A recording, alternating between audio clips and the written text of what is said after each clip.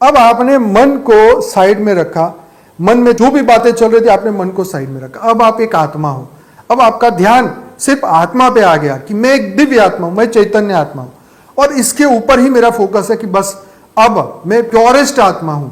अब मैंने इस ध्यान में आत्मा स्वरूप में रह के जो संकल्प कर लिया, तो अब वो कार्य मन को करना पड़ेगा। मन एक प्रोसेसर है, मन में ये हमने डाल दिया कि मैं तो एक दिव्य आत्मा हूं। अब आप कहोगे कैसे भाई?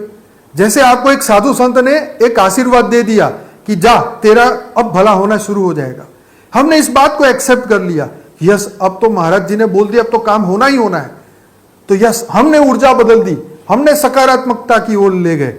लेकिन उस सकारात्मक ऊर्जा को पाने के लिए हमें महाराज जी का सहारा लेना पड़ा। तो वो सहारा हमें फोकस बदलने में मदद मिली, हमें गुरुओं के आशीर्वाद से मदद मिलती है।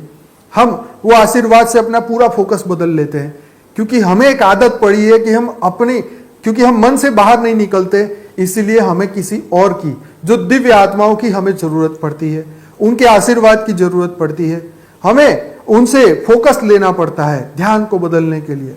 तो भगवान कृष्ण ने बोला अर्जुन को कि तू तो विश्व परिवर्तक आत्मा है, तू तो दुनिया का कल्याण करने वाली आत्मा है, तू सिद्ध बन जा, तू मुनि बन जा, तू स्थित प्रज्ञ बन जा। तो जब तू स्थित प्रज्ञ बनेगा तो सुख दुख से परे हो जाएगा। देखो उसने अपनी ड्यूटी की और हजारों लोगों का कत्लेआम हो गया, हजारों लोगों को मार दिया गया, लेकिन तनिक भी उसको पाप कर्म नहीं लगा। एक सामान्य मनुष्य किसी को मार देता है तो उसको फांसी तक लग जाती है, लेकिन उसने कर्म बंधन सच्ची उसने ड्यूटी की तो उसको भगवान ने पाप नहीं लगाया। तो ऐसे ही अगर हम अपने कर्म को, अपने बंधनों को अपनी ड्यूटी समझ के करते रहे तो पाप कर्म होगा ही नहीं। भगवान ने बोला मेरी याद में तू कर्म कर, अकर्ता बन जा, कर्ता से अकर्ता, ऊपर वाला जो कराता है वही मैं करता हूं। ये अगर तुम्हारे ध्यान में आ गया ये बात, तो तुम्हें कर्म बंधन बांधेंगे नहीं। कर्म बंधन सामने आएंगे जरूर, लेकिन तुम्हें तंग नहीं करेंगे, दुख नहीं पैदा करेंगे। दुख आया 100 लोग खड़े हो जाएंगे मदद करने के लिए। तो ये है पावर ऑफ पॉजिटिविटी, आत्मस्वरूप की शक्ति। भगवान बार बार बताते हैं कि मन से ऊपर उठ, मन से ऊपर उठ। तो ये अभ्यास आपको करना होगा, और ये अभ्यास करते करते करते करते हर दिन बदलेगा, मन बदलेगा। कोई कहता है यार हमारा मन तो कभी बदल ही नहीं सकता, हम तो ये बुराइयां छोड़ ही नहीं सकते।